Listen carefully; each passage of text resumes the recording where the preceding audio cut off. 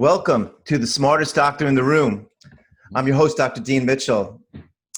You know, I found an article I saved from the New York Times, actually in February of 2015. It was written by a science writer named Julie Reimeyer, and the title was "A Disease That Doctors Refuse to See."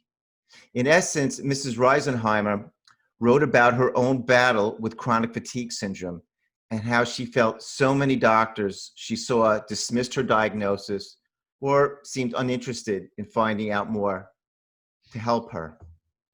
My guest today, Dr. Jacob Teitelbaum, is quite the opposite of that type of doctor. Dr. Teitelbaum has spent at least 40 years, maybe more, of his career helping patients with chronic fatigue syndrome and advancing the latest information on that. He is the author of the best-selling book, From Fatigue to Fantastic. This is the third edition, and we're really quite excited. In another week or so, the fourth edition is coming out. It will be green in color, he just told me, so please be on the lookout. I can't tell you how many of my patients that I see in New York City have come in with this book, marked up, dog-eared, and asking me the most excellent questions on how they can help themselves. I've been really fortunate to know Dr. Teitelbaum for about 10 years. My wife, Dr. Ricky Mitchell, and I were involved with the fibro and fatigue centers that were established back in 2010. Dr. Teitelbaum was the medical director there, and he helped oversee so many of the protocols that they were using in various centers around the country. We'll get to his what's called SHINE protocol, which he developed, and there's probably new advances in that. So without any further delay, it's my great pleasure to welcome Dr. Jacob Teitelbaum to the podcast. Dean, it's awesome to be with you and with your viewers today because so many of you are suffering with a human energy crisis, whether it's fatigue, brain fog, insomnia, chronic pain, or in its most severe form, chronic fatigue syndrome or fibromyalgia. These are all reflections of that problem. So we're going to teach you how to optimize energy production, how to make your fibromyalgia and chronic fatigue syndrome go away if you have that, and even for those who just have day-to-day fatigue or pain, how to address that naturally as well. And I like to use a mix of both natural and prescription therapies. I like to use a whole toolkit. We're going to get to that, and we're going to get really what I love, to be able to do in this kind of forum, a podcast, is to get really drilled down and get even personal. Patients with chronic fatigue syndrome have heart-wrenching stories. They are too ill to work. Sometimes they're too ill to care for themselves, and sometimes their whole life and their family life falls apart. And this was quite interesting. Actually, I think it was about a year or two ago. There was a documentary, I think it was on Netflix, by Julie Bree, titled Unrest, that was about her whole battle with chronic fatigue syndrome. Mm-hmm. So Dr. Teitelbaum, I want to ask you, because in your book, you open up with your own story of chronic fatigue syndrome. And could you please share with us a little bit? I mean, you mentioned how I think you were at a pediatric lecture, and all of a sudden you were this healthy, vibrant guy going to medical school, and then it cascaded into you leaving medical school. I think you mentioned you were homeless for a while. Could you tell us your story, that what you remember, if it's still pretty vivid in your mind? It seemed to me the biggest curse that ever happened, and it turned into the biggest blessing. It's funny, I was paying my own way through medical school and college. My dad was dead, finished college basically about 2.5 years because you paid by the year. So I was doing 60 credits a semester, and was just kind of rolling through things. And medical school and my work was the easiest part of my life. I came from a family that was basically concentration camp community and survivor community and the rest, and they all went through meltdown. And I landed up putting myself in the middle, fool what I was, trying to be the peacemaker. And it was funny. I mean, my uncle literally came to my apartment, my place where I was in medical school, and had a heart attack in my living room. It was like one of those TV sitcoms, like, wow. They're all trying to manipulate me in different ways. Right. Wow. And basically that put my energy on the edge with everything I was doing, came down with a nasty viral, what I call the drop dead flu. And the blood test showed this high atypical lymphocyte stress. They couldn't identify the virus. But 6 weeks later, I was still non-functioning. And all the professors were trying to figure it out. And then they figured, well, it must be what they call med student depression and the rest. But eventually I just non-functional. I had to drop out of medical school. And since I couldn't work, I found myself homeless, sleeping in parks. Wow. And it was as if the universe hung a holistic homeless medical school sign on my park bench. All these When was this? It was like 1970s or so? I mean, just what was the... 1975. Wow. Okay. That's now been 45 years that I've been Wow. working with this illness. Wow. And they all taught me bits and pieces. Herbalists, naturopaths, energy workers, physicians would come and be sitting on my park bench. And if they had some pizza with them, I would actually eat that day. Wow. I was able to go back to medical school. And it's funny when you've been on the other side of the white coat, because so many of you have the experience that you go to the doctor and the doctor says, I don't know what's wrong with you. You're crazy. Which, by the way, is abusive and totally unacceptable. I'll tell you Agreed. what Agreed. Yeah. But we've treated successfully thousands and thousands of people with this illness. We have 5 studies that are published or submitted so far for publication on effective treatment, a number of other studies as well. This is a very, very, very treatable illness unless you rely on most doctors to treat you.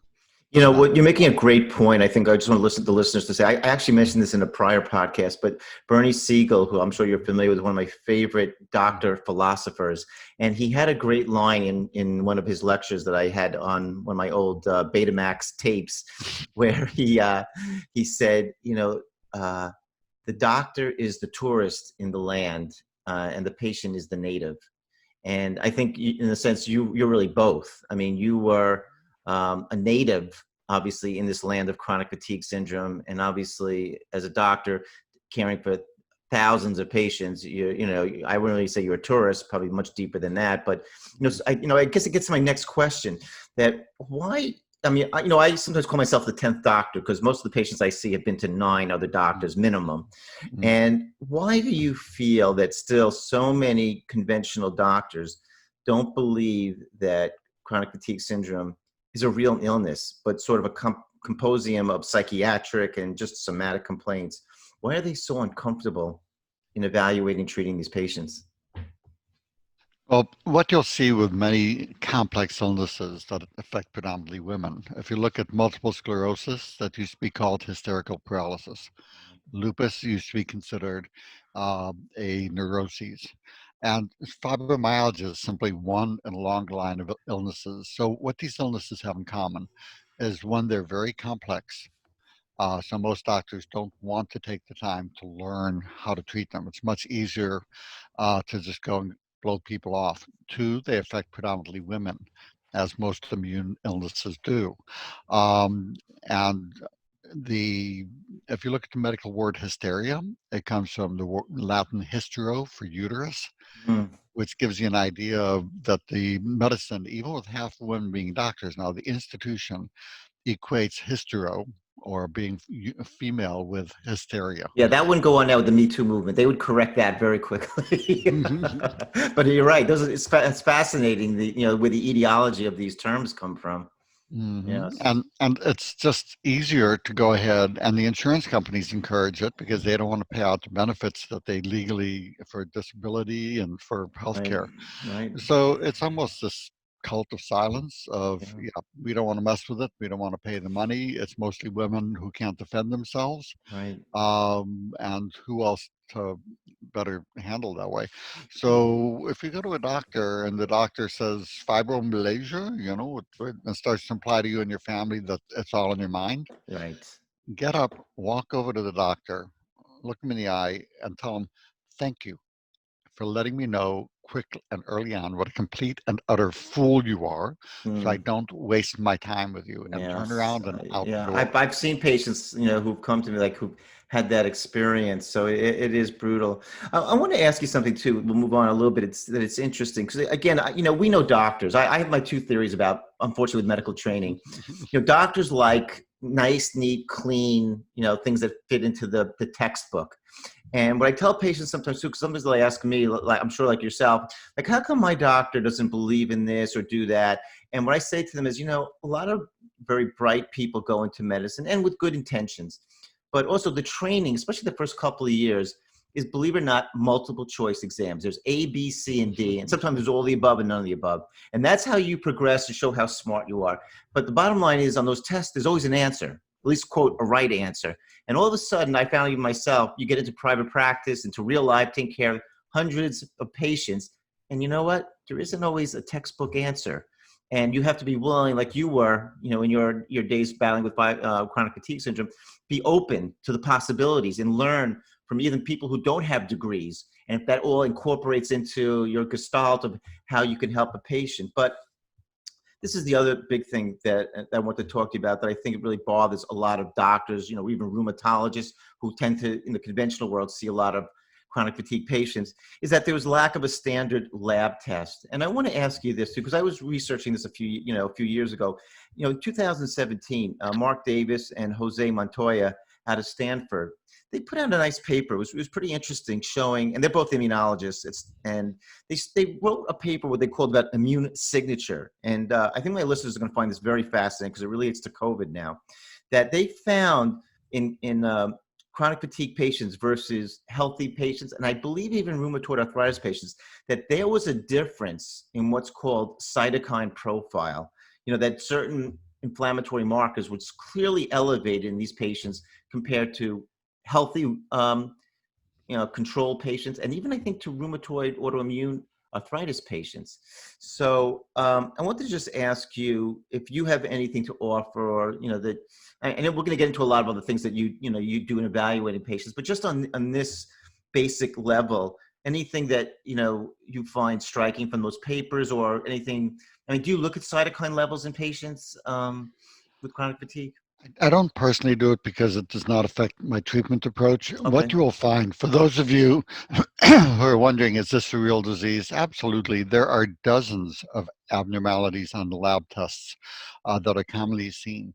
The thing is that there's no single one test that is only abnormal in this disease and not in anything else. Right. For That's example, what somebody bothers has me. a very high blood sugar, they're diabetic, period. Somebody has a very high blood pressure, they're hypertensive, Right. where this is a much more complex multi-system disease. So there are, less severe but devastating permutations in literally dozens of different tests.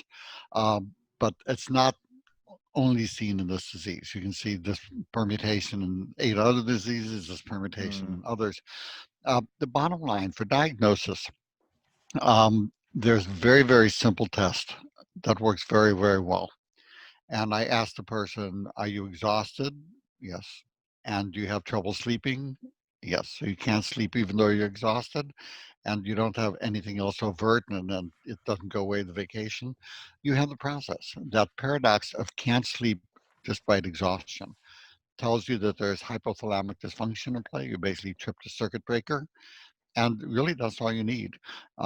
Because even if it's being triggered by other diseases like lupus or rheumatoid arthritis, that can't sleep even though exhausted paradox, it tells you this fibromyalgia process or CFS process is going on. It's not Oh, simple. yeah. Wow. Okay. Well, that's good for listeners to know.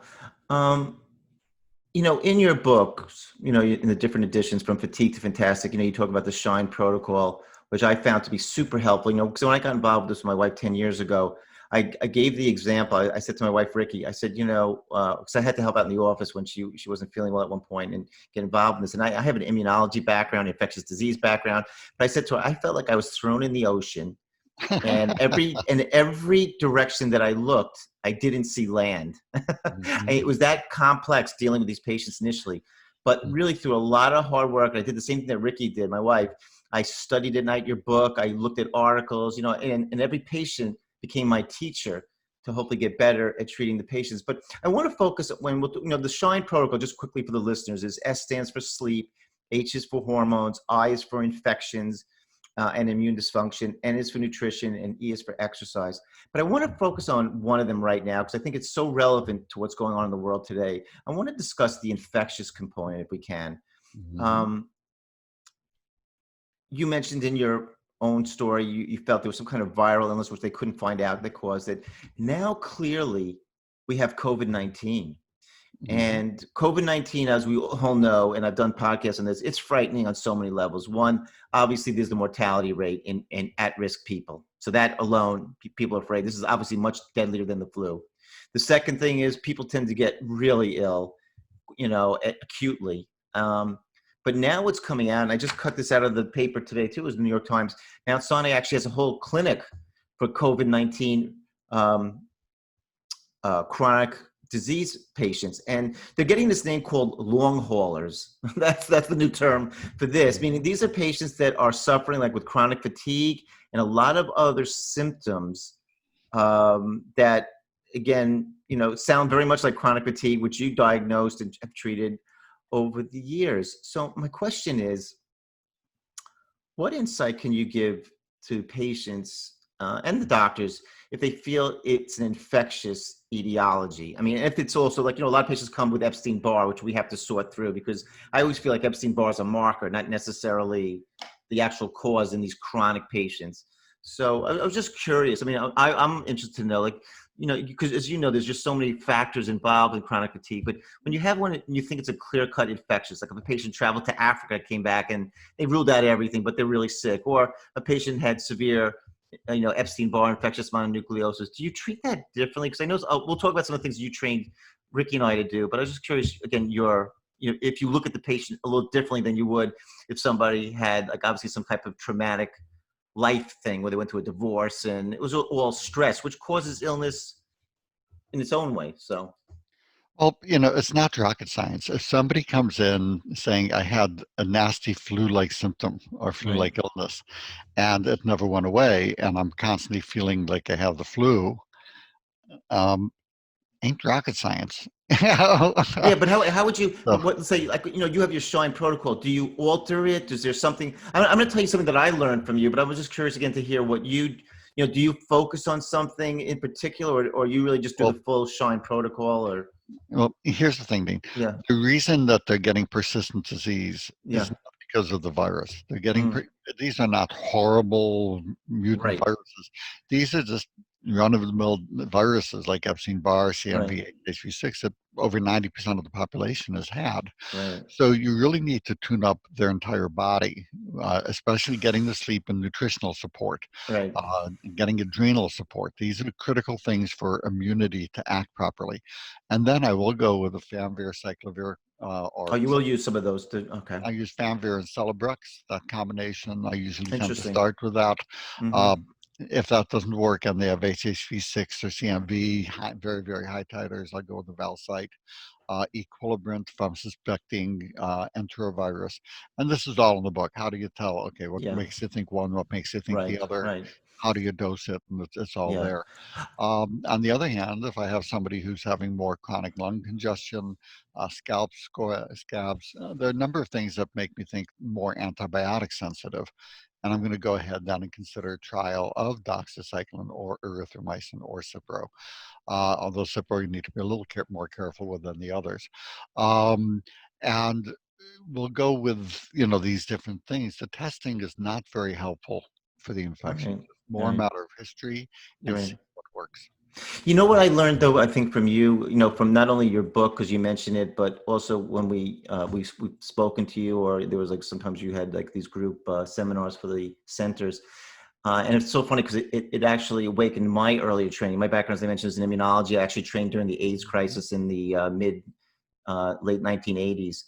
And I also, as part of my fellowship in immunology, I did, immune deficiencies. And we used to use IV gamma globulin there. So I was fascinated when, as part of the centers, fatigue centers, you had recommended intramuscular gamma globulin. And I know when I first saw this, I was like, huh? Why are we doing this? I mean, why would I do this? These people are not immune deficient. But then I But they started to think are. about, no, well, listen to this. This is how I've learned, as I said, gathering all these things. So I started to really think about it. And actually, first I saw my wife, Dr. Ricky, who's, I always say is the smarter doctor in my practice. I saw her giving it to the patients, and they were getting better, especially if they had it also. I mean, a lot of the patients with chronic fatigue were getting better with it, but particularly if there was some type of infectious related one that we thought was delayed, either if it was Lyme or something else. And I started doing it. And I started seeing, not in every case, but in a reasonably good amount of cases, patients improving. And this is how I came to grips with this. I started to think about it, and I said, okay, what's really fascinating about gamma globulin is that obviously in an immune deficient patient, when I would see like a bubble boy child, we gave that and to protect them so they don't get an infection and die. But gamma globulin has so many anti-inflammatory properties, and it's so much safer than oral cortisone like prednisone. And because I know patients that were on prednisone, maybe they got a little better, but then it was causing all these other side effects. But the people, like through a series of gamma, as you recommended in your protocols, this started to pull them out, because I believe it reduced that constant inflammation that those like cytokine cell markers were giving. So I had to thank you for that, because it pulled out a lot of people. I've taken care of doctors and nurses that had to stop working, because of these type of situations. So, and one of the marker I will mention, which again, we've talked about this actually, I don't know if you'll remember, but because I called you once, I said, Dr. Teitelbaum, sometimes I see these patients, I can't find anything else wrong with them, but they have an elevated CRP, in a lot of the cases, Dean, that's the inflammation. That's, so, do you still feel gamma? I mean, I know when you talk to other physicians and stuff that it's an Well, important. here's what we're seeing is we're seeing a lot of there's a family of antibodies. You can think of these as the Army, Navy, Air Force, and Marines. And for the IgG1 and 3 are the ones we're finding coming back low, mostly the 3 and then IgG1s. Basically, so if you look at an inventory of your armed forces that defend your body, there are specific defects that are going on. But here's an interesting thing. We just submitted a study for publication of a treatment called recovery factors. Yes. It's actually a serum protein extract.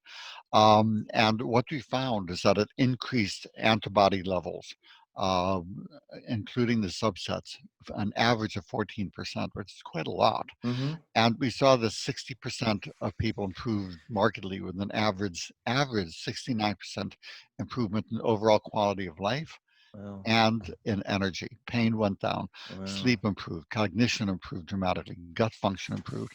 So you can go ahead and affect these antibody things. The IV gamma globulin is insanely expensive. It's about Yeah. 80,000 a Right. year. Mm. Have to get the insurance approval, which is Right. difficult. The intramuscular is cheaper and can be Absolutely. Yeah. It's helpful. it's And the recovery factors for me has replaced that. really. Oh wow. I'm really excited. I know you sent me that paper. I want to move on to something else, to another part of the Shine protocol, because I think it's getting into what you were just slightly alluding to, was the nutritional part of it and the supplements. Now, again, I learned so much from you. I was totally in the dark about this, when we first started treating these patients, but, all the key, what you call mitochondrial support. And, when I sit down in patients and I talk to them, I don't know how other doctors feel, but when I sit down with a patient, what I typically say to them, and cause I draw out a little diagram, of what a mitochondria looks like. And I said, look, we got to go back to 8th grade science. And a lot of them are like, "Ooh, I do remember that." But I said, yeah, I know. We all wanted to forget about it. But, as you like to explain, it's the powerhouse cell of the a powerhouse of the body's cells. And what I found so interesting again was how you felt that you can help that mitochondrial support with certain supplements. Would you mind like telling the listeners a little bit some of the key things? Because again, I've shared this a lot of time with patients and seen the results, because I don't like when patients are taking 100 supplements. It's not only expensive, it's time consuming. Sometimes they don't tolerate several of them, but you've identified some key supplements that you really feel help the mitochondria. So maybe you could share that with the listeners. Well, that's the thing. I don't like people being part of the handful club where they're taking handfuls of pills all Yes, day. it's a job. So, so we'd like to organize it, and it's not that hard to do. So I mentioned about the recovery factors. I didn't say it's so early that people can't even find it if they search on Yeah. it. So the website is www.recoveryfactors with an S at the end.com. So that's where Okay. people can find it. For mitochondrial and energy support, there's a mix of 6 nutrients that I find to be pretty remarkable. Ribose, which in 2 earlier studies we published, increased energy an average of 61%, Yeah, that's huge. which I like is to do massive. ribos. Yeah. Um, the rhodiola, ashwagandha, green tea extract, licorice, and schizandra. Those also are very helpful in increasing stamina. The uh, ashwagandha is the main herb used in Ayurveda. You'll find that the rhodiola was Guys, I just gotta stop because there's some kind of sound. yeah, I think one of the birds is out there. I live in Hawaii, and one of the birds was They getting want to be part of the podcast. That's not, look, they were not invited. absolutely. And Wait, Yeah, all right, it's thanks. fine now. Maybe I'm so sorry I had to interrupt you. No, so I'm glad you did. It would have just go back a sentence, I guess. Yeah, that bird. Hold on a second. Oh, they're still there. I can just chase them off a bit. Okay. All right. The problems of working from Hawaii. Exactly. And I tell my patients, when I tell them about Dr. Teitelbaum, I said, this lucky man, he, after I think 40 years in Maryland, decided to live out his dream. Smart man. Yeah. Hawaii is amazing. Yeah, I haven't been there. I don't know if I'll ever get there now. Oh, yeah. You've been there? Yeah, I went to Maui. Oh, yeah? Yeah. Nice. Unbelievable. Okay, so we're back. Okay, so we'll pick up with, so you love like a lot of those, I guess we call them herbs, ashwagandha, the licorice root, and yeah. Why don't I start from ribose, because that way I think it was before. I think it was early pubescent male bird over there that was getting very exuberant. So, okay. So when you look at nutrients to optimize mitochondrial function, here are two key mixes you can do in one drink and 2 capsules a day. That will supply literally over about 70 key nutrients, while also replacing about 50 pills. So it's easy to compact the stuff down.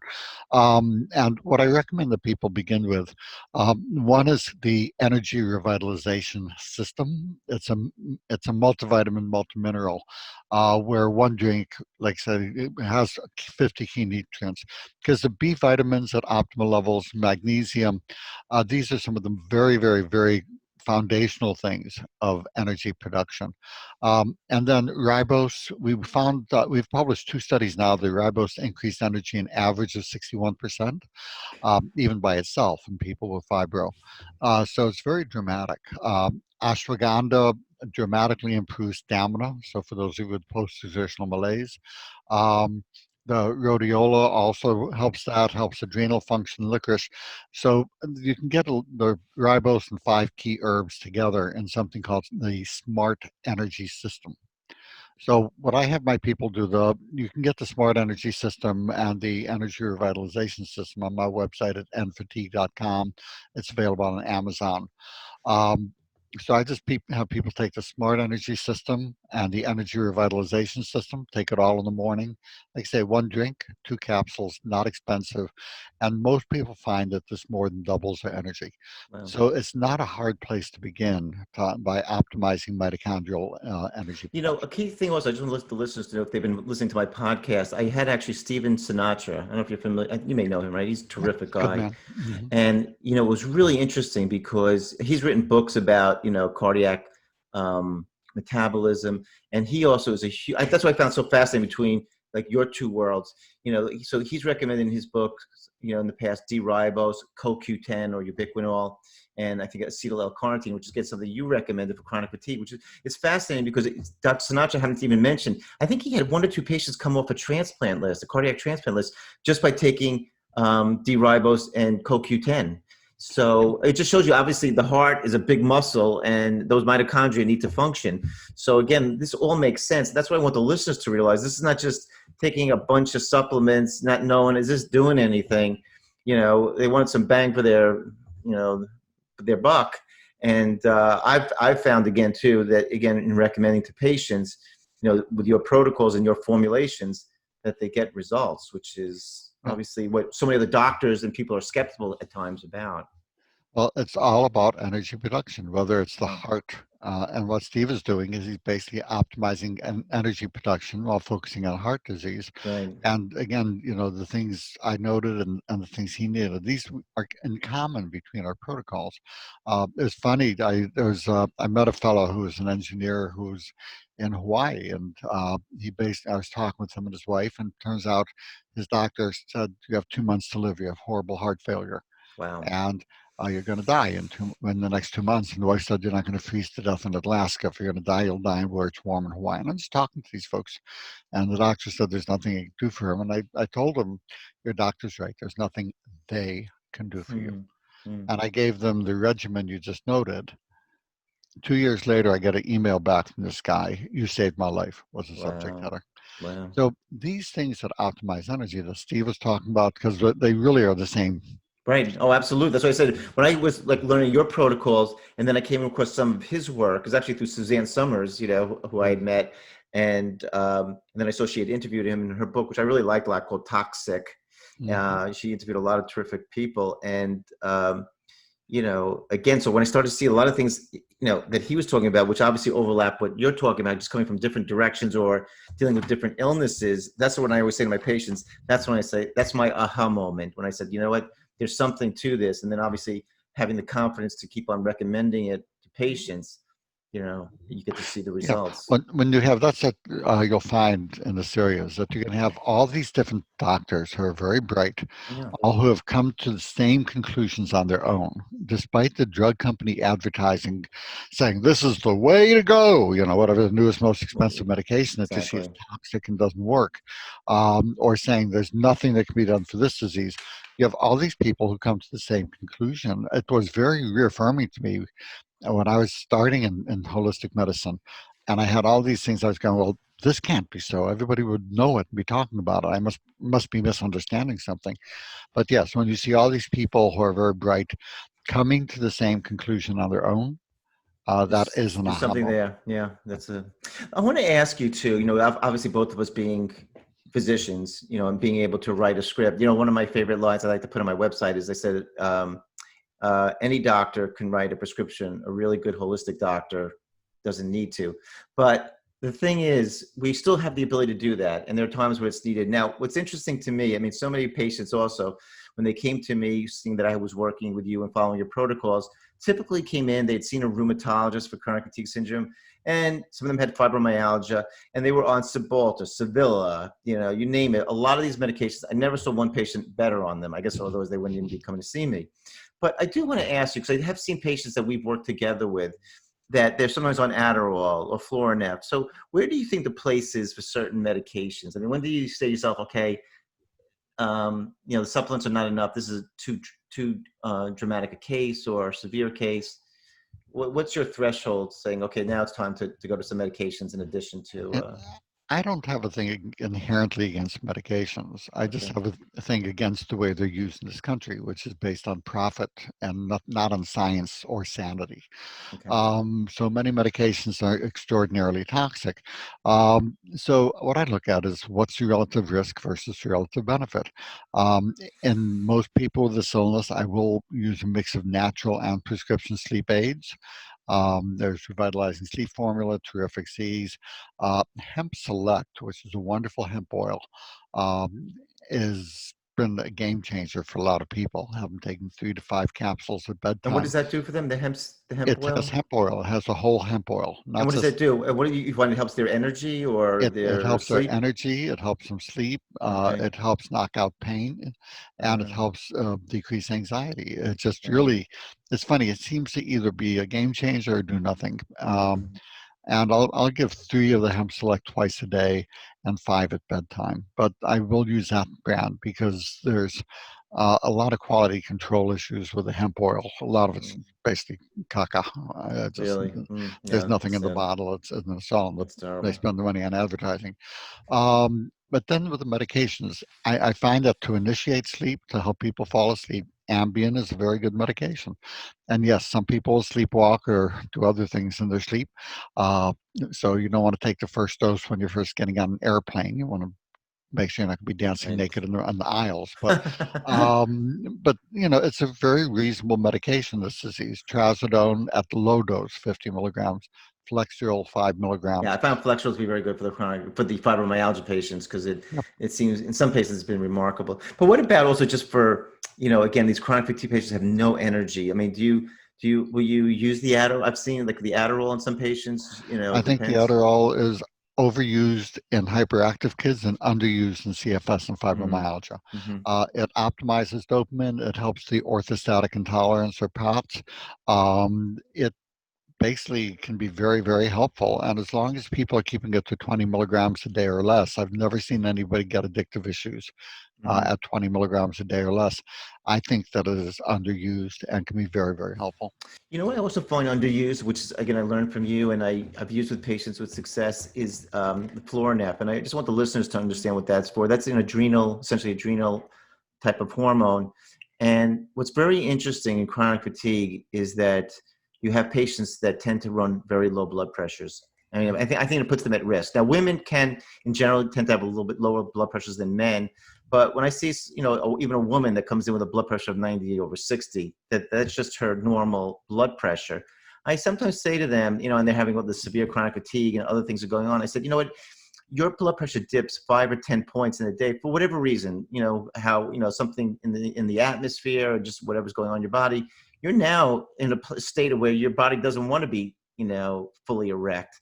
And I will check I'll check their baseline cortisol levels before I start it, and the aldosterone levels.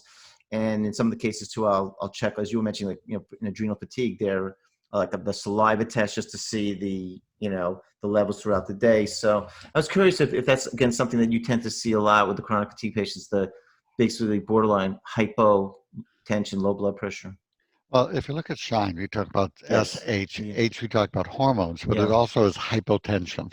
Oh, I didn't know that. Okay. Which is basically orthostatic intolerance. We are set up, if you think of it, we're a big bag of water. We stand up, what's gravity going to do to our blood? It all goes down to the legs. Right. And to become an upright species, we had to develop the ability to go ahead and send that blood back up to our brain and muscles and the rest. That's called the autonomic nervous system. And we talk about people tripping a circuit breaker called the hypothalamus, small almond-sized area in the brain that controls sleep, hormones, and autonomic function. So all those that circuit breaker's gone off. So when people stand up, the blood goes to the legs, stays there. And then after a while, the brain starts to get fuzzy and they get pain and the whole thing. So there's a simple quiz that people can do. If they'll tell in 1 minute, it screens for the orthostatic intolerance. Also, there's a 10-minute pulse test where if you check your pulse when you've been sitting quietly for a while, then you go ahead and you stand up, and every minute for 10 minutes, you check your pulse. And if it goes up technically more than 30 beats a minute anytime relative to sitting, that documents orthostatic intolerance, whether it's called POTS or NMH. For those who would like, they can email me. My personal email is fatigue, DOC, so fatiguedoc@gmail.com, and you can ask for the orthostatic intolerance information sheet. It will have the quiz on it. It'll tell you how to do the pulse test. Then we'll talk about the midodrine, which is very, very helpful, Florinef, DDAVP, and a host of other treatments, increasing salt and water intake, compression stockings. Right. These can dramatically improve people's stamina and can help the brain fog. So yes, the Florinef I find works better in younger populations, and the rest tends to work better in those over 20. Do you think, which kind of patients do you think need that tilt table test, which obviously nobody really would enjoy going through? It's hard to find people who do it well. There's a very select group of people that I do tilt table testing on. It's nobody. Really? Because you feel it doesn't add any value to Let's your see. treatment. I can go ahead and have you check your pulse after 10 minutes. Yeah. It's just free. Right. I can have you do a tilt table test for $2,000. It'll make you sick as a dog. Right. Okay. A good point. That's why I like talking to Dr. Teitelbaum. You know, you get the practical information. What about Dr. Teitelbaum? You know, it's interesting that Julie Reimeyer in the article that I read, you know, she right at the end, after she was obviously, you know, so discouraged by all of her physicians, eventually one doctor gave her rituximab, which is actually used, I believe, for lymphoma. And there are other autoimmune drugs. Do you find those ever really have any? No, you're shaking your head. So I know the listeners might not see it, but the video, they'll see it. So, okay, I just wanted to throw that out there because I think we've kind of covered the medications because people ask. I'm sure there are sometimes doctors will say, you know, maybe they're a little bit like President Trump, you know, what do you got to lose kind of thing. And we don't want that in our practices. You know, there's always a lot to lose. People don't realize, you know, you take that step down the wrong path and then it gets a lot steeper. Well, it's the thing is, I just horrified that the COVID virus has been politicized. Mm-hmm. And basically, it's worth talking about that for a moment Yeah, because sure. it has become a surrogate for the presidential campaign. And that's really nasty for the public. The bottom line with the COVID, it's important to have perspective. And if you look at it, if you live in a household with somebody with COVID, the research shows you have a 12% chance of catching it. So even if you're living in the same home, Wow, so that's still lower than what you think, yeah. Mm-hmm. of the 12% who get it, only 6% have any symptoms whatever. Okay. Of the 6% who have symptoms, about half of them will have a mild to moderate flu-like or cold-like illness. Okay. You're looking at 97% of people who live in a house with somebody in close contact with COVID will have no problem whatever from the illness. Okay. Sorry, guys. That bird is. Yeah, he's you know, it's like the exuberant. movie. It's like the movie. We're gonna The get birds? Alfred Hitchcock walking behind you in a few minutes. Yeah. Exactly. Unfortunately, that's something I can't fix. Come on, Rich. You're good. I try to get my cat to come out here, but the cat. That'll do it. That's what we need. Is You hire that cat. Do I have to Rich, chase I it? don't know. No. You know, maybe it's we talked about the 1 minute video clip. I think maybe with the bird noises, whatever. Say, hey, look, you never know what's going to go on in this podcast. Yeah, we could keep that in there. Let's do it. We'll keep it. Yeah, and we can arrange for some zombies to become. Yeah, exactly. Right. A little Hitchcock stuff in there too. This might go viral. You never know. Doctor attacked by birds in the middle of the podcast. Okay, so I'll just interrupt when it happens, and then deal with how we just have to remind. People might email me. If you remember, I know they're listening. They email and say, "What the heck was that noise?" All right. But do you remember where you were? Yeah, I have a question. But there's not a natural break. So the question is, do you want me to just start back with if you live in a household with somebody with COVID? Yeah, let's go back to that. That was good. Yeah, that was help. That was interesting. Be a natural break. Yeah. Sure. Yeah, let's go back to that. So for perspective, it's important to look at the numbers. If you live in a household with somebody who has COVID, a recent large study just came out looking at that. You have a 12% chance of getting the virus, testing positive. So you figure 88% of people don't even catch it living with somebody. And then say you're one of that 12% who catches a virus. Half of those people had no symptoms at all. They're asymptomatic, had no problem, never even knew they had the virus except for having the test done as part of the study. Then you look at that 6% who had symptoms. Half of those roughly just had a regular cold or a flu. So you're looking at 97% of people, even in very close contact with the COVID, have no issue at all with it or not significant. And doesn't it behoove us to look at why that is the case? And the research is showing that people who have optimized vitamin D levels have much, much better outcomes. Also, zinc is critical, vitamin C, vitamin K. So optimizing nutrients makes a massive difference in terms of the outcomes. So even seeing things like the medication Pepcid is associated with better outcomes, where the medication Prilosec, or at least the PPIs, are more likely to have worse outcomes. So common things, and I will note, by the way, in terms of the Plaquenil, I don't have a political leaning. I just look at what the science shows. And looking at the science, if I had the symptoms of this disease, I would be on the Plaquenil. The amount of misinformation and twisting of the scientific information regarding Plaquenil has boggled my mind. And again, it's been politicized. So I don't, I think both parties can go get scrapped. I'm not fond of either of them. But to politicize this virus has been a disaster.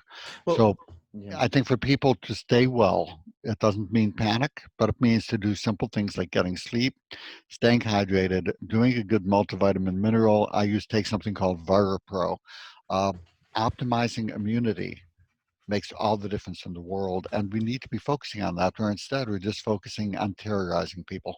Okay, I want to ask you because it's funny. It's very interesting. I did a podcast also earlier with Paul Marek, who's a very interesting guy. He took a lot of heat, but he had shown several years ago in studies that he published showing IV vitamin C along with cortisone to help people prevent from going on ventilators with sepsis and stuff like that too. And then he started doing this with COVID, and again got a lot of flack. I interviewed him. I think he's a really bright guy and sounds very practical. So again, saying a lot of the similar things that you're saying. What I want to ask you is this. Again, you get a call, Dr. Teitelbaum, maybe a month from now, especially after your book comes out, and a person who calls you up says, Dr. Teitelbaum, I had COVID-19. I was diagnosed, legitimately with nasal swab. And, it was a pretty bad couple of weeks. But now I'm just exhausted. I'm just dragging myself. Chris Cuomo, who's like a big CNN anchor, is saying he's battling. He just doesn't feel right. He's got brain fog, the things that doctors used to never like to hear, and saying just doesn't feel right. He doesn't have the energy that he used to. What would you, again, I know this is kind of, preliminary, in this preliminary stage, but again, with your kind of expertise, what would you tell somebody like Chris Cuomo if he called you up and said, Doctor, I have no energy. I have to do my CNN things. I usually travel, do stuff. What would you recommend he take? I tell him this is really treatable. I mean, we have seen for dozens of viruses, when the SARS virus, the MERS virus, research shows that about 30 to 40% of people who had those cousins to the COVID had post-COVID or post-MERS persistent fatigue and other symptoms. Basically, even Dr. Fauci has noted that this long hauler syndrome is suggestive of post-viral chronic fatigue syndrome. And I know from having had it myself and treated thousands of people with post-viral chronic fatigue syndrome, that this is very, very, very, very treatable. So using the SHINE protocol, there's no reason why COVID-19 would not be just one more virus doing this, and plenty of evidence that it is. And it's just one more virus that trips that hypothalamic circuit breaker in the brain. If you turn it back on with the SHINE protocol, people get their life back. They feel healthy. What about also, again, something I learned from you was the IV vitamins, which we've been doing now in our office. It's interesting. Ricky and I have been doing it we've been practiced 30 years. We did it pretty early on. She had learned it from somebody else, but then we really refined it when we learned your protocols. Where do you think that their place is? I mean, I hear doctors running around giving themselves weekly IV vitamin drips. Do you think it has a place in these post-COVID patients or in preventing? Well, not so much for prevention, but in early treatment, I think giving the IV vitamin C, and if you have glycyrrhizin, I would absolutely throw the glycyrrhizin. Glycyrrhizin, what does that do again? It's an antiviral that does have activity against COVID. Okay. It's licorice. Is what right. Is. That's what I thought. Yeah. If you ever eat real licorice, it doesn't taste that great. It's not as like the candy. Yeah, real licorice, candy licorice in this country has no licorice in it.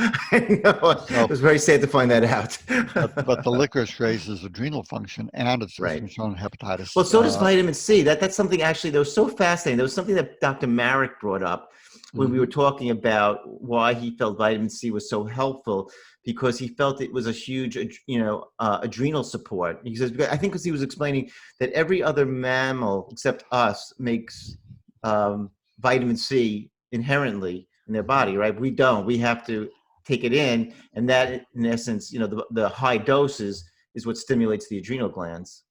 It's one of many things. So basically, very good. I mean, I would, if I had somebody with post-viral fatigue and set up to give IVs, I would be giving the Myers cocktails with the B vitamins, magnesium. I'd be giving the high-dose vitamin C, and I'd be giving glycyrrhizin IV. These are helpful to jumpstart recovery, Right. but they're not critical to recovery. So if people Okay. can't get the IVs, it's not a big deal. Okay. There's so much that people can do on their own Mm. to recover, whether it's from the post-COVID or not. Now, a couple things specific to the post-COVID CFS, because there are differences. Each virus has its own unique flair. So you have the overview is the same, but some people will have some pulmonary scarring or pulmonary changes from Right. the shock lung. And a very reasonable diagnostic device is to get a pulse oximeter. It's Yes, a that's a little great idea. Yes. $50 clip you put on your finger. Yes. Mm-hmm. It'll read your oxygen levels. And if you're finding that when you're walking around, your oxygen is going up and you're having shortness of breath, that is not from damage to the lungs. That's from anxiety. Mm. If, on the other hand, you have the pulse oximeter and you have every right to be anxious because the news media has pounded frightening fear into your head for the last 3 months Right. without giving perspective. Sorry, but anyway, Yeah. it's really damaging to people, and it's just they're taking it grossly out of perspective. But if you're wearing that pulse oximeter and you're running 94, 95%, you walk around, you're dropping to 92, then you are having lung injury that's contributing to the shortness of breath. And a very simple thing for that would be to do things like the antioxidants, glutathione, things along those lines to help improve the lung function, to help it recover. For those with the persistent palpitations, the things we talked about, ribose, B vitamins, magnesium, coenzyme Q10, these simple things can really help the heart muscle energy to improve and can help that piece of it in case there is that injury during the COVID. So you give it the overall SHINE protocol, you tailor it to the individual for the COVID. And I think we're going to find that this is easy to treat as long as people know how to treat it. That's very encouraging news. This, by the way, is the pulse oximeter you're talking about. I keep it handy just in case. You never know. You have to make house calls once in a while. All right, I'm going to ask you on one last area before we kind of wrap up. And this is something that kind of, again, overlapped in my area of expertise, or what I see in my practice, is mold illness. And it was something I knew very little about, actually, honestly, like till about 2 years ago. I mean, as my background also in allergy, I did that. That was my fellowship training in allergy and immunology. We saw typically what mold allergy. People could be in a moldy barn where there's a lot of hay. They would start sneezing, wheezing, that type of thing. Sometimes when people had floods in their basement, they would go down there, they would get asthma and wheezing. And then I started getting calls to my practice the last few years because people were desperately seeking somebody that knew how to deal with what's been called now chronic inflammatory response syndrome, or CIRS, or typically due to heavy mold exposure, which is a lot more prevalent than most people realize. And they tend to ignore water damage in their homes and their apartments. And what I found, again, fascinating, this is from Dr. Richie Schumacher. He's done a lot of work in this area, the overlap, with the symptoms with chronic fatigue syndrome. So I wanted to get your perspective, because it's just, always have such a great view on things. Where you think these patients fall? Is this, again, I mean, because he has a whole very elaborate protocol where he uses cholestyramine and very interesting. He uses certain kind of visual tests to determine if they have biotoxin illness. So just want to get your take on CIRS and chronic fatigue syndrome. So if you take a look, there's two other areas we probably should cover today, Dean, before we wrap up. Absolutely. So in the new edition of From Fatigue to Fantastic, there's a very long section called Sensitive to Everything. Oh, wow. Because so many of you know they have sensitive to everything. Right. So you get those patients, right? They can't walk into homes, the stores. I mean, everything. Their life becomes a bubble. And any treatments they take, they get sensitive to the whole thing. So right. The number one, you want to look at mast cell activation. Yes. We did. You want to look at food sensitivities. How do you distinguish?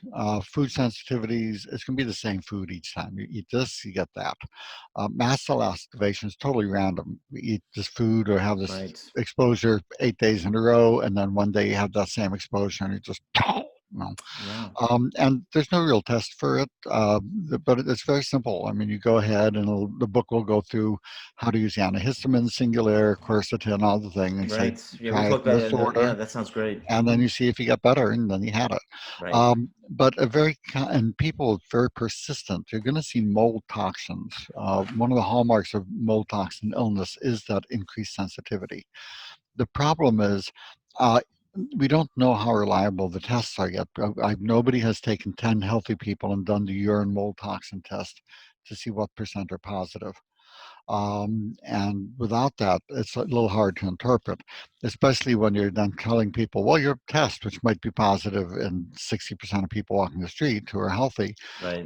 is positive. So you have to do $30,000 worth of mold remediation to your home. Right. And so it's a little bit of a Pandora's It box to is. go into.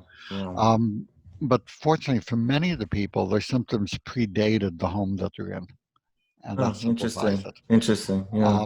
And the book goes through the list. So I will do the Okay. urine mold toxin test in complex cases that are having persistent symptoms, especially if they have a lot of sensitivity. Right. And if the test is positive, the book goes through here, the 6 binders, the order to use Oh, them you in, do? and Oh, the course great. down. Oh, great. It's all laid out in No, a very nice, really nice. I simple. like the way you organize things. You make it very clear, which is really nice for the readers. As I said, your books, more people have come into my office with this book, well read, noted on all the pages, and asking me the kind of questions that keep me on my toes. And of But course, I if always have you as a resource if I don't know the answer. but for people with mold issues, I Yeah. strongly recommend a book called Toxic by Oh, Dr. Neil Nathan. by who? Dr. Neil Nathan. I heard about that book. Yes, by Neil It's Nathan. brilliant. That Neil is wonderful. Neil has taken my work, Richie Shoemaker's work, the methylation work, a host of other areas, Oh, and he has really? And integrated combined it. it all? Yeah, that's Mhm. great. That's really good to know. What were the other one or two areas you said you wanted to get to on the Shine protocol? So Was it? the other thing is we talked about shine and the biochemistry, but how about resetting those circuit breakers in the brain, the limbic system, the hypothalamus that have been clicked off, and releasing the emotional, almost spiritual, the muscle trauma, all of these different things, the mind, body, spirit component is essential. There's a program called the Dynamic Neural Retraining System by Annie Hopper. If you do a search online, it'll pop up. How do you spell her last name? Happer? Hopper. Oh, Hopper. Okay, yeah. It resets the circuits in the limbic system. No pills, nothing like that. You just Wow. get a DVD set. It's about $270. Mm-hmm. Do it an hour a day. After about 8 to 10 weeks, the circuit breakers start to come back on, although it Wow. can take as long as 6 to 12 months. Mm. But I've seen some very dramatic improvements, and especially in people who can't tolerate anything by mouth. They're sensitive Right. to everything. Yeah. Emotional freedom technique to release emotional traumas, and get a book. It's a cheap, simple book called Waking the Tiger by Peter Levine. It'll tell you how to release some muscle memory traumas by simply allowing trembling to come up when it happens. This is how mammals release Mm. emotional Yeah. trauma. Humans Wow. suppress it. Mm. So these 3 simple things could do you more good than 30 years of psychotherapy.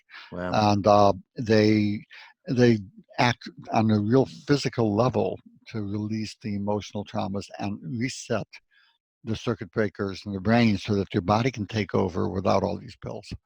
You know, one of the things is those are great recommendations, and again, it probably goes to one of the other really things that probably we should mention. I mean, stress. We all have it, but there are, as we know, in those I think it's called the Holmes-Rahe scale.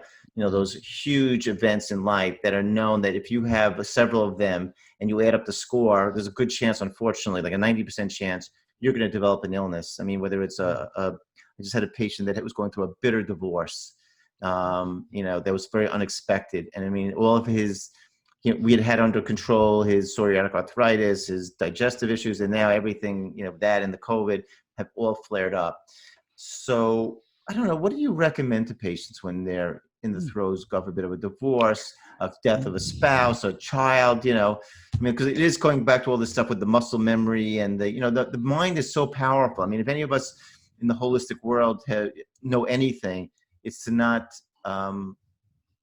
appreciate the effect that has on your overall health, your immunity. Well, the mind, the unconscious mind, really directs the immune system. Is one of the things I learned once I was paying my way through medical school. I was working as a nurse at Children's Hospital. That's why I paid my way through. And I was being rotated to the burn unit. So I asked my psych professor to train me in hypnosis so I could do the dressing changes more comfortably on the Oh, burn wow. children. And what I learned was that if you get an acute burn and you go into a quick hypnotic state and go heal quickly, no injury, just let your psyche know that there was no real harm, you won't blister. Wow. And that blew my mind because Wow. and there's Yeah. good reason I'm not a surgeon. I'm a butterfingers. And I would burn myself a lot and get these big flaming blisters. Once I did that, I'd never blistered. It just the skin might turn white and hard and fall off. So the blister is the psyche's perceiving an injury and sending the immune system there to fight what it perceives as an Yeah. invasion. But if you let your immune system know, no, it's fine, it'll stand down. So why do I say that here? Because we are living in a world where the media mantra is fear sells. And that's why you see me get so upset with them. And everything, but it's not today's news, it's today's crisis. Yeah. And we are living in a time when we feel like this amorphous fear that it's attacked from everything we don't know what. And the immune system goes wild trying to defend against the environment also and the rest, and it exhausts itself. And part of helping the immune system to heal is to get to a place of feeling safe so your immune system can finally stand down and rest. There's wonderful work by Stephen Porges on the polyvagal theory that looks into it. Yeah, But I think this is huge. You know, I did a podcast, one of my initial ones, with Dr. Kevin Tracy here in New York. I think he's going to win the Nobel Prize. I hope he does. And his work was all on the neuroimmune reflex. He was a neurosurgeon who ended up going into research and fascinating found that by blocking the vagus nerve, that autoimmune disease went away. I mean, and it was I think it's called the Sherrington reflex or something. I believe that's what it's called. That it was this whole neuroinflammation pathway that he discovered by accident. They were doing research on something else on the animals, and then he said, "Hey, I got to," and they found like tumor necrosis factor, all these things, went back to normal. And again, what you're really saying too is to get to what we call that parasympathetic state. For patients to understand. I mean, people, listeners, they all understand, the fight or flight, the sympathetic nervous system. We all know that. Something we hear some bad news, whatever. I know myself. 2 weeks ago, I thought I was exposed to COVID. All of a sudden, I felt great that morning, that afternoon. I was like, something's wrong with me. And you just feel your body surging with these chemicals. But if you do that on a chronic basis, we know that you deplete your cortisol and your other immune fighting, chemicals, and it's to really get to that what they call parasympathetic, more even balanced state, which is obviously quite difficult to do unless you really have. I really feel like unless you have a formula or essentially a plan to do that, meaning go for walks, go swimming. Some people like to meditate, some people pray. I mean, I think all of those things can work. You don't have, it's not, one or none to get the benefit. So. I think we're going to wrap up. I'm going to have a little summary. Is there anything else, Dr. Teitelbaum, you want to add? Basically, tired, achy, brain fog, can't sleep. You probably have fibromyalgia, chronic fatigue syndrome. These are very, very, very, very, very treatable. So that your doctor doesn't know just means that they don't know. You can get well. For those of you with chronic pain, most chronic pain is muscle pain, although certainly you can see neuropathic and arthritis. And that comes from the energy crisis causing muscles to get locked in a shortened position. Just like after a heavy workout, energy is low in the muscles, they go tight. And when they chronically get tight in the body, you're going to hurt and get tendonitis and other things like that. So just know that all of these things are treatable. The problem is lack of physician education, not lack of effective treatment.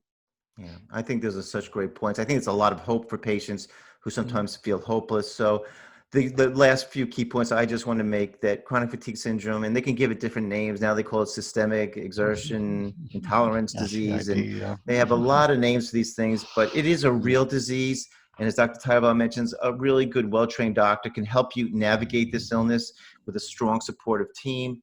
I think it is good to try to find out to some degree the underlying the underlying factor that may have triggered, because then when you can zero in more with your doctor. And I love the, Dr. Teitelbaum's positive way of looking at this, because that is also important, because being positive and having hope, as we all know as good physicians too, has to play a role in somebody getting better. And I think also we touched upon really interesting that, the COVID-19 cases of chronic fatigue, I think I can really bring to light a lot of some of the immune pathology, especially what we call the innate immune system. I teach in the medical school this, and I think it's such a fascinating thing, because we're always focusing on antibodies, but this primitive part of our immune system is possibly so important to our health. So I just want to thank Dr. Teitelbaum again from Hawaii, taking the time to do this podcast. I'm excited for his new book, the 4th edition of From Fatigue to Fantastic, the green cover one. So try to get it, and good luck with everything. And thanks for taking the time. Well, thank you. And my best to you and Ricky. Be well, guys. All right, take care. So long, take care.